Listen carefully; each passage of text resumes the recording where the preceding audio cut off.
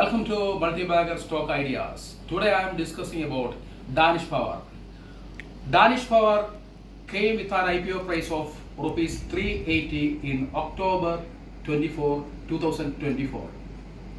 It listed at a price of rupees 575 in NSE SME platform. From there, it surged to rupees 1,300. During this recent correction, its price came down to 750. Incorporated in 1985, Danish Power manufactures different transformers including inverter duty type transformers used in renewable energy sector. In Q4, it posted total income of 470 crore and a PAT of rupees 79 crore.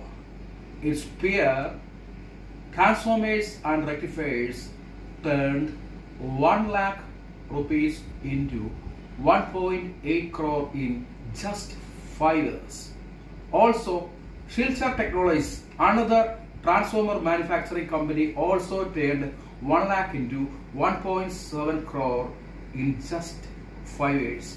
Here the question is whether Danish Power can repeat the same performance. Thank you.